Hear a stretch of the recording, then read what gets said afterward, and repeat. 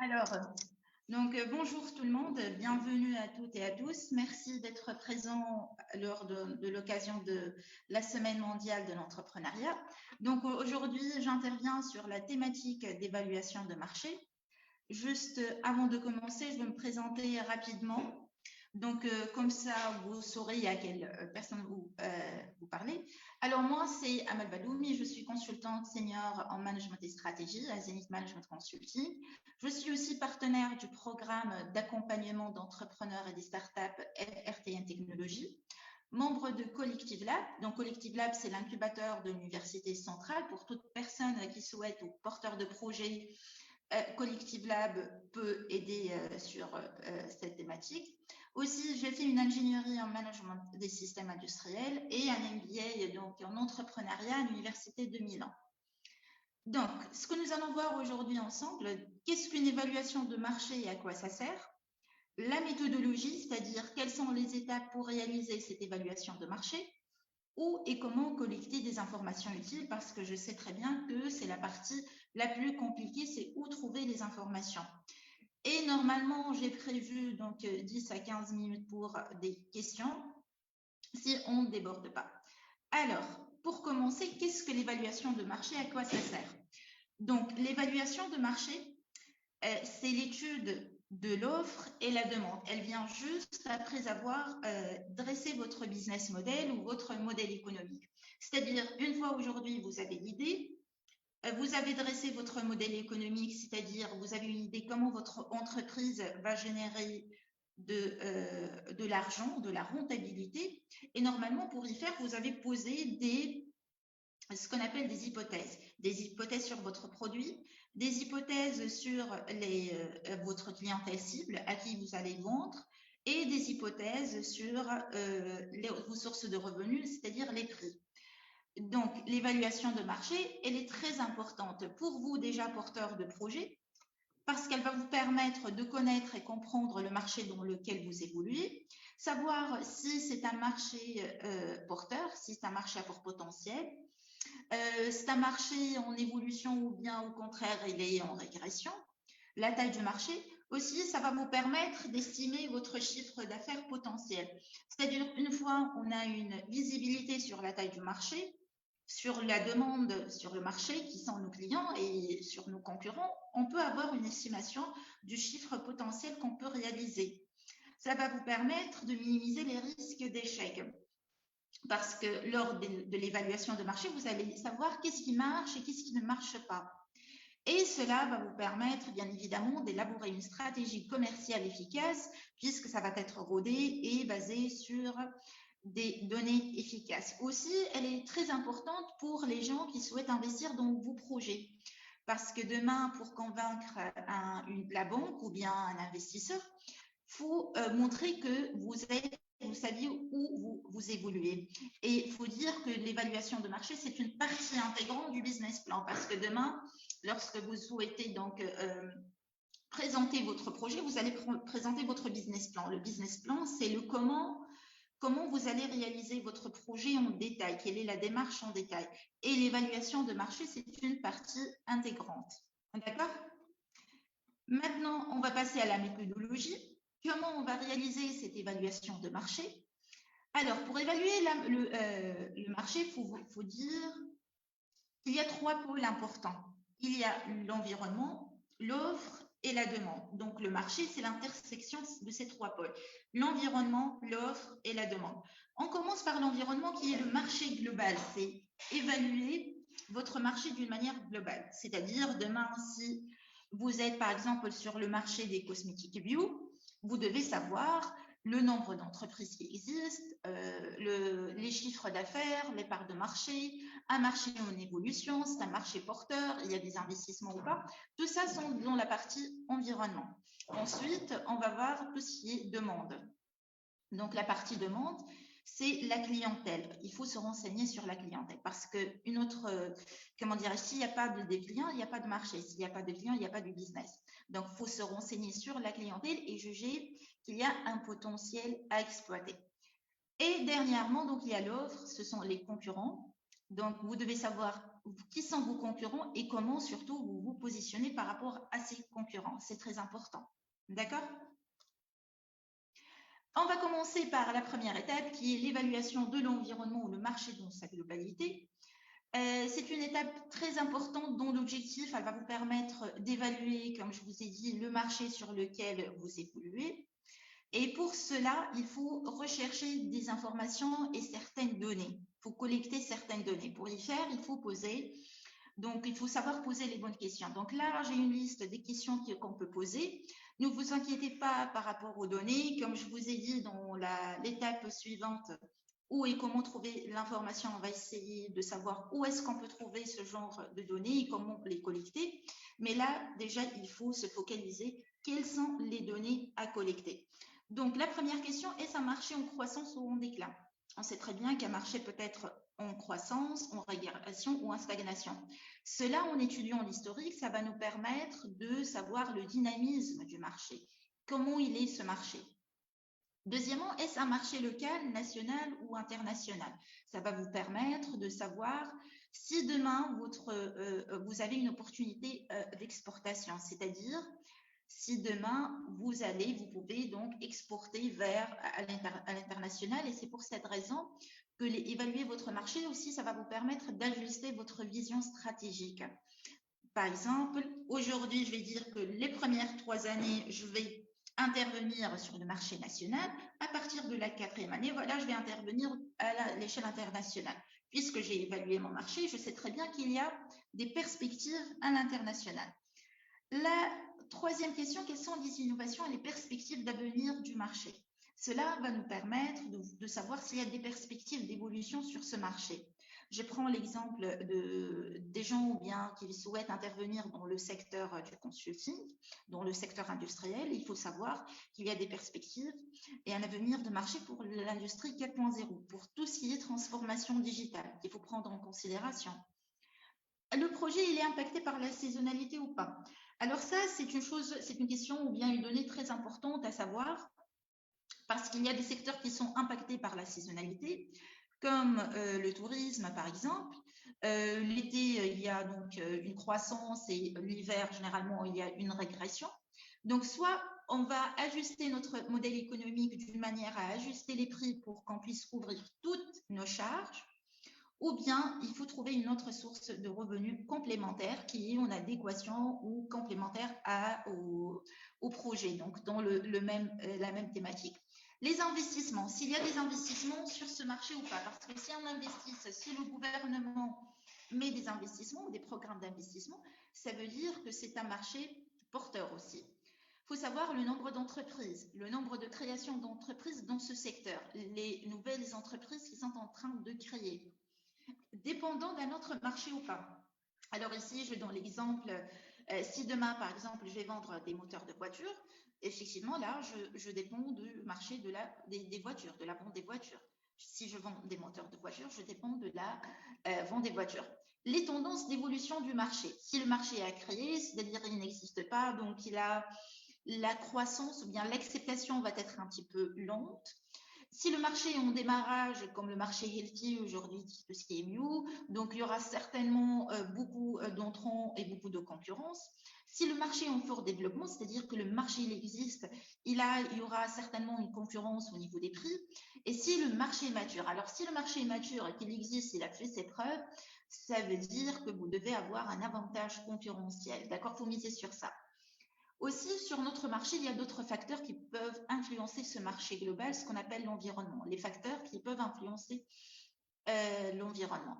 Et pour y faire, on va utiliser donc la matrice PESTEL, P pour politique, E pour économique, S pour socio-culturel, T pour technologique, E pour environnemental et L pour légal.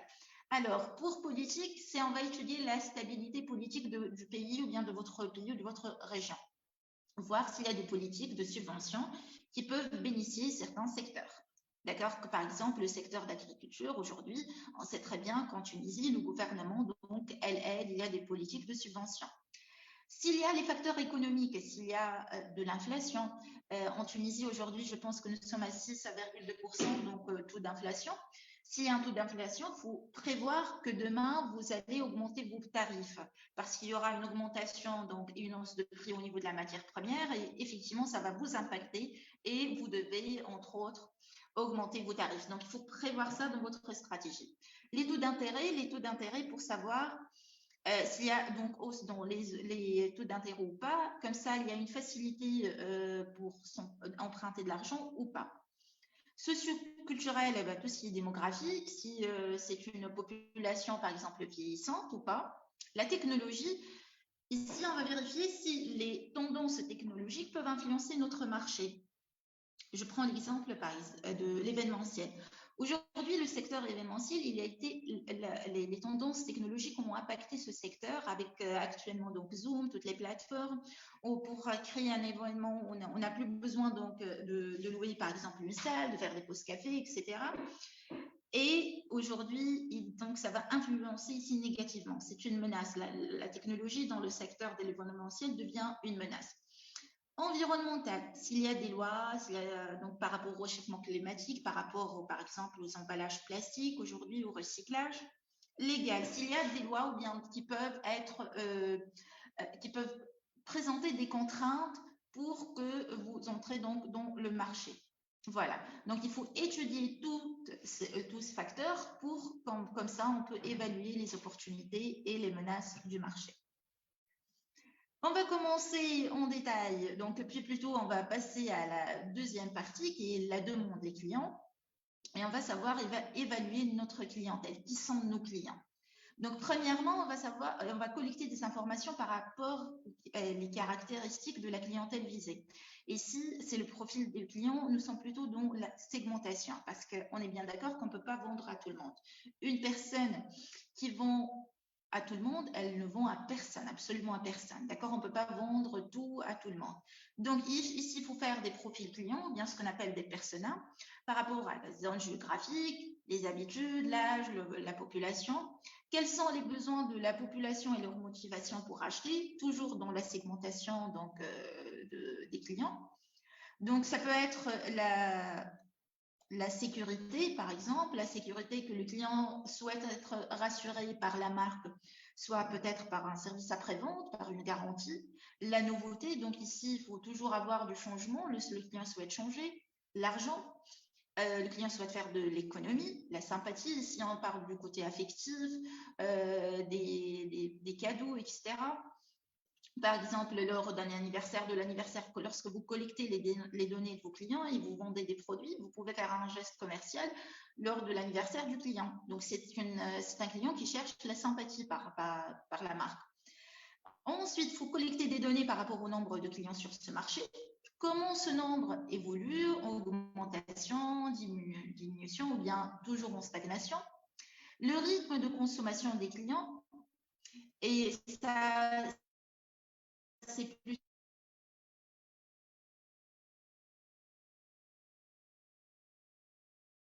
pour payer pour votre produit ou service. Et la troisième partie, c'est l'offre, la concurrence. Alors, donc, juste avant de commencer, il faut savoir qu'il y a deux types de concurrents. Il y a les concurrents directs, ceux qui proposent la même chose que vous, et les concurrents indirects, ceux donc, qui répondent aux mêmes besoins que vous, mais ne proposent pas le même produit ou service. Je donne l'exemple de Coca-Cola, par exemple. Donc, les concurrents directs sont tous les producteurs des boissons gazeuses. Et le concurrent, ça peut être indirect, ça peut être du jus d'orange, l'eau, etc. Ils répondent donc là aux mêmes besoins, mais ils ne proposent pas le même service. Donc, la concurrence, c'est une étape très importante pour vous. Pourquoi? Parce que ça va vous permettre aussi d'étudier ce qui marche et ce qui ne marche pas, ou bien quels sont les facteurs clés pour réussir dans ce domaine. Donc, les informations qu'il faut collecter par rapport à la concurrence, c'est pour bien évaluer votre concurrence. Qui sont mes principaux concurrents? Savoir la taille de l'entreprise, les chiffres d'affaires, l'implantation géographique. Quelles sont les entreprises qui ont les plus grosses parts de marché? S'il y a peut-être de la monopolisation dans ce secteur, il y a des monopoles par les concurrents. Depuis quand sont-ils présents et quelle est leur santé financière? Et par santé financière, on veut savoir si, par exemple, certains concurrents ont connu des échecs, fermé leurs entreprises. C'est très important de savoir ce genre d'informations et surtout de creuser, de savoir pourquoi ils ont eu, ces entreprises, elles ont eu ces échecs. Donc, quels sont les derniers entrants sur le marché aussi? Il faut détailler leur profil et quels sont les produits et services qu'ils proposent. Comment communiquent-ils auprès des consommateurs? Donc, pour y faire, déjà, il est conseillé d'étudier les trois concurrents qui ont la même taille que vous, d'accord? C'est-à-dire, il faut bien savoir les grands concurrents, les concurrents qui ont les plus grosses parts de marché, mais surtout lorsque vous allez faire du benchmarking, vous allez évaluer vos concurrents qui ont donc la même taille, d'accord? Donc, il est conseillé d'étudier trois concurrents. Et pour y faire, voilà, je vous propose de dresser un tableau comme ça. Ça va vous faciliter donc le benchmarking. Vous, ici, vous mettez votre business, le concurrent numéro 1, 2, 3. Ça, par exemple, pour un service ou un produit. L'emplacement. Donc, ici, vous mentionnez si votre peut-être emplacement il est meilleur que le concurrent ou vice-versa. La date de création pour avoir l'historique. Les produits services qu'il propose, peut-être qu'il y a une variété, le prix. Et on peut parler aussi de rapport qualité-prix, les moyens de paiement en ligne ou à la livraison, etc. Les forces et les faiblesses, la qualité du produit. Peut-être que votre concurrent il propose un prix bas, mais pas avec une très bonne qualité. Le service après-vente qui est important, la stratégie de communication. Si votre concurrent il est présent sur les réseaux sociaux, sur LinkedIn, il est réactif, etc. Donc la notoriété de la marque, de la concurrence et la livraison. Donc aussi, ça, c'est pour les personnes qui ont peut-être des applications web. On peut faire donc votre business concurrent. On prend des facteurs comme le prix mensuel, les langues utilisées, les versions, s'il y a une version d'essai ou pas. Ça, c'est très important. La difficulté de la prise en main, etc. Voilà, vous pouvez donc tout collecter, toutes les données à collecter, ce que nous avons vu tout à l'heure, dans un tableau comme ça, les questions, le marché en général, les chiffres clés. Vous dressez toutes vos questions et comme ça va vous faciliter la manière de collecter les données. Vous avez une idée sur les données qu'il faut collecter. Alors, donc les questions aussi donc, sur l'environnement, ça, les facteurs clés, les facteurs plutôt qui influencent notre marché, des informations sur les clients, l'âge, le sexe, catégorie socio-professionnelle, le comportement, etc. Le comportement de la clientèle, les habitudes de consommation, les comportements d'achat, leur processus d'achat. Donc aussi des chiffres clés sur le nombre des clients, l'évolution, le panier moyen et les concurrents. Donc, toutes les questions qu'on vient de voir, toutes les données qu'il faut collecter, il faut les dresser dans un tableau pour faciliter les choses. Maintenant, où et comment collecter des informations utiles? Et c'est la partie, disons, la plus compliquée. Comme voilà, une fois on a identifié nos besoins, on a identifié les données à collecter, on a dressé notre tableau. Voilà, maintenant il faut collecter des informations. Il faut aller chercher ces informations. Alors, donc, il y a trois approches. Il faut voir qu'il y a des études documentaires, des études qualitatives et des études quantitatives. Alors, les études documentaires, c'est pour explorer, c'est pour savoir, explorer bien plutôt des données qui existent déjà, c'est observer des données qui existent déjà. On l'utilise généralement pour l'étude du marché dans sa globalité. Les études qualitatives, c'est pour explorer et aller deep dans le comportement de la clientèle. C'est plutôt des questions ouvertes pour savoir le comportement et les besoins des clients. On l'utilise généralement pour évaluer notre clientèle. Les études quantitatives, donc ce sont des études pour voir la population, votre population en général et votre cible en général. Donc les études documentaires, comme je vous ai dit, je viens de dire, elles consistent à sélectionner, synthétiser et analyser les données internes et externes parce que parfois l'entreprise existe et on peut utiliser donc les données internes par rapport au chiffre d'affaires, les ventes qu'on a fait, etc. Donc, pour organiser cette étude, la première chose, il faut préciser les données à collecter, comme on a fait dans le tableau, choisir les sources d'informations intéressantes et fiables, ce que nous allons voir maintenant, identifier et localiser l'information sélectionnée, puis il faut hiérarchiser l'information et les documents collectés et analyser et synthétiser. Donc, on commence par des liens utiles.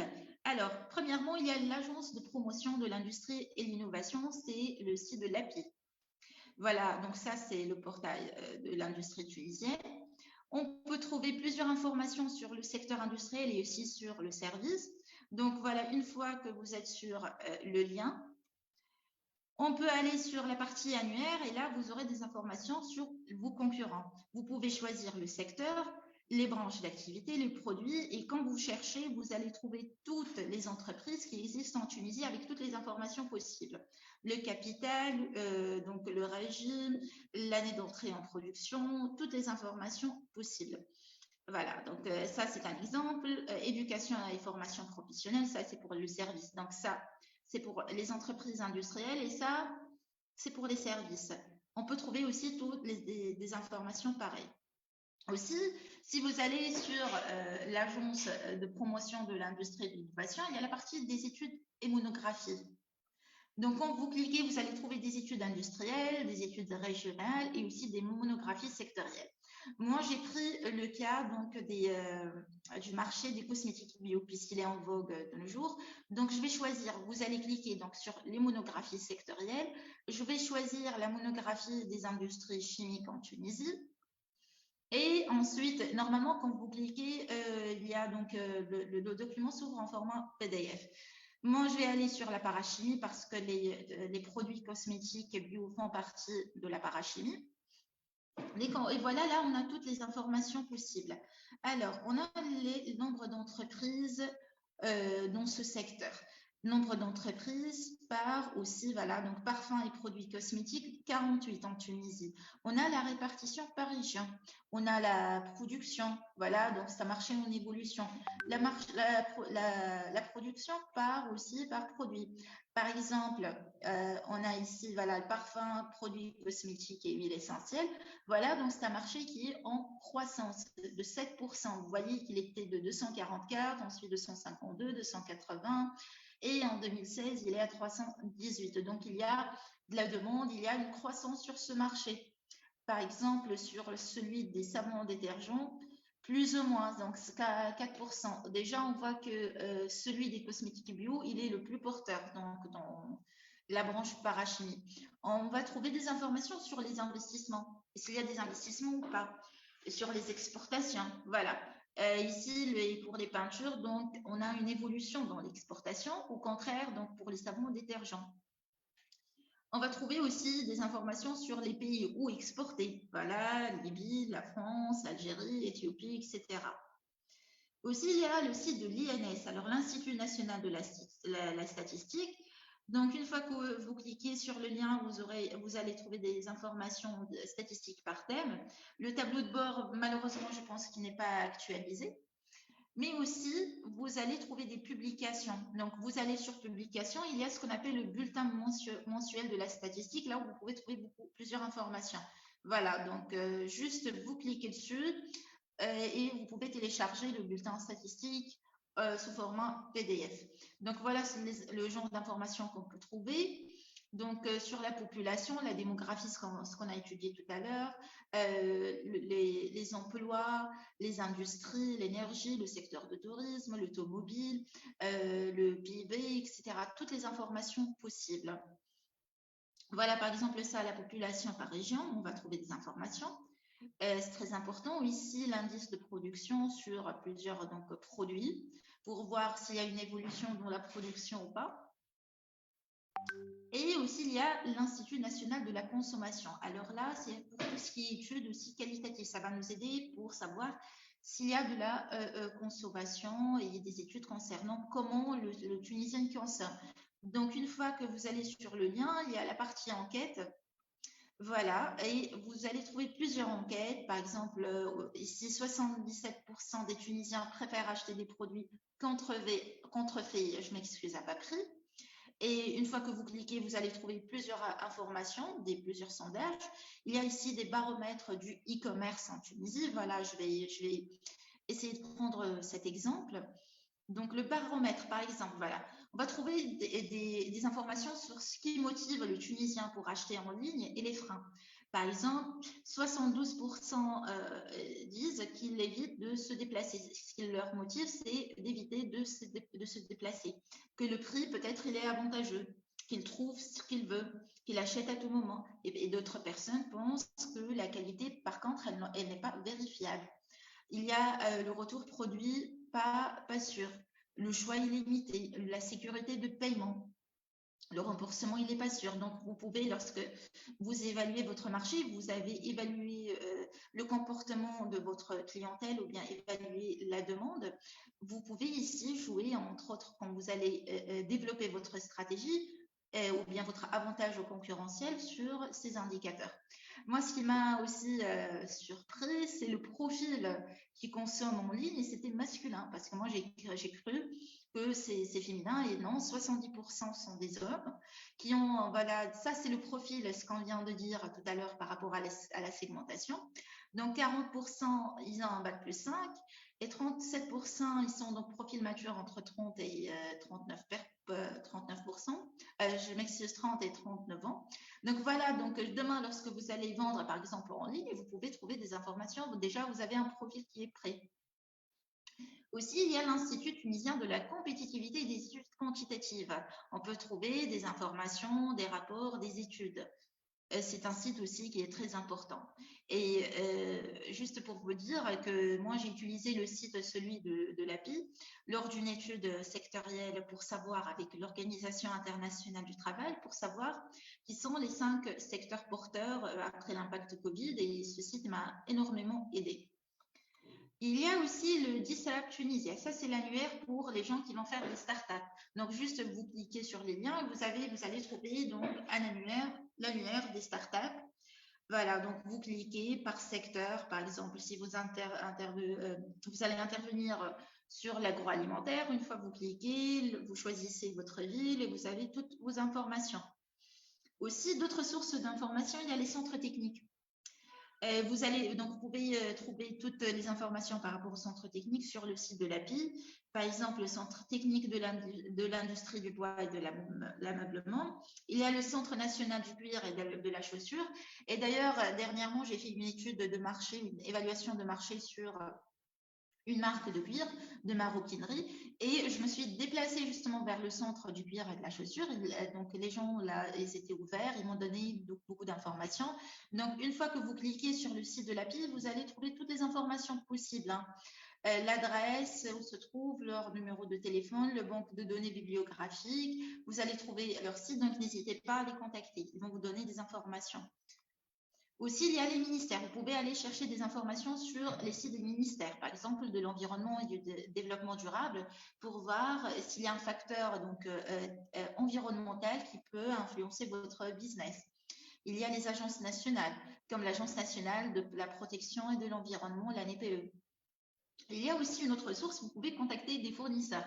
Et comme je vous ai dit lors de l'étude du secteur donc, du cuir et des chaussures, j'ai contacté les fournisseurs, les grands fournisseurs dans ce secteur et ils m'ont donné des informations par rapport à ce secteur. Bon, là, il faut poser les questions intelligemment, d'accord? Et il y a d'autres, donc ça c'est l'approche documentaire. Et comme j'espère que j'ai été utile pour vous donner quelques exemples où trouver les informations.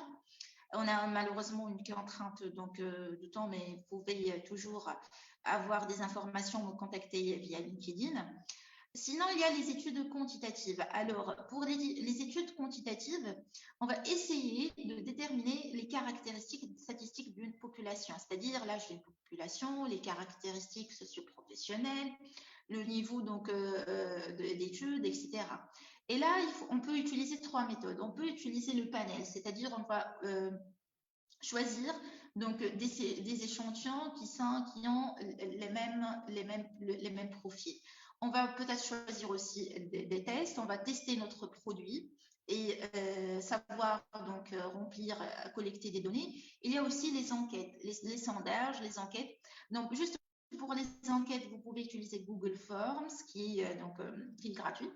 Aussi, les questions doivent être de type fermé, oui ou non, parce que il faut comment dirais-je, parce que les résultats doivent être quantifiés. Donc, ça va être oui ou non, des questions simples, fermées. Et il faut que l'échantillon soit important parce que c'est très important que vous aurez donc un échantillon important. D'accord. Pour les gens qui ont donc peut-être qui n'ont pas beaucoup de connaissances dans les statistiques, donc préférablement, il faut avoir 100 personnes. Ce qui est difficile, je sais que ce qui est difficile parce que j'ai fait déjà des études et ce n'est pas facile donc de collecter 100 réponses, mais minimum, il faut avoir 30 réponses. Minimum, il faut avoir 30 réponses. Vous pouvez soit faire des enquêtes et les diffuser sur les réseaux sociaux, sur les groupes des réseaux sociaux. Ça marche aussi sur LinkedIn si vous êtes dans le B2B. Aussi, vous pouvez appeler des personnes ou bien aller donc sur terrain et poser vos questions directement. C'est vrai que cette partie, elle est chronophage, il faut avoir de la patience, elle prend beaucoup de temps et c'est pour cette raison qu'elle est coûteuse lorsque vous faites votre évaluation des marchés dans des cabinets ou bien à travers des cabinets spécialisés. Et dernièrement, les études qualitatives, et ça pour comprendre et explorer les attentes et les motivations d'un groupe cible.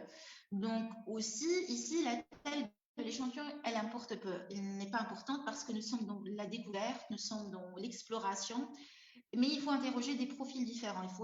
Parce qu'on va essayer de collecter le plus grand nombre d'informations possibles, des profils avec des backgrounds différents, et préférablement les profils qu'on adressait tout à l'heure lors de la segmentation. Alors, pour y faire, il y a soit les entretiens individuels en face à face, c'est-à-dire vous allez donc poser une question. Ça peut être une personne de la famille qui a par exemple, je ne sais pas moi, qui est banquier, une autre personne qui est étudiante, etc. Vous pouvez faire des entretiens individuels en face à face et explorer et découvrir par rapport à leur motivation, leurs besoins, qu'est-ce qu'ils aiment, qu'est-ce qu'ils n'aiment pas, etc. Il y a aussi les réunions de groupe. C'est plus difficile. Généralement, ce sont les professionnels qui font ça.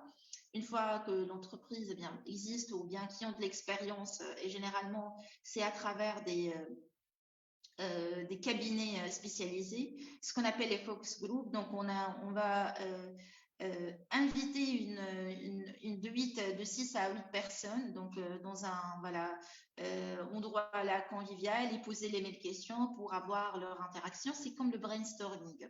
Et il y a l'observation, c'est-à-dire vous allez par exemple sur le magasin, sur le terrain, sur un magasin et vous allez observer le comportement d'achat d'une personne, par exemple dans un magasin, comment il fait, le temps d'attente, comment il est en train donc de faire la comparaison des prix. Aussi, il y a la partie des enquêtes, des sondages, mais là, les questions doivent être ouvertes et pas de type fermé, parce qu'on ne peut pas quantifier les résultats.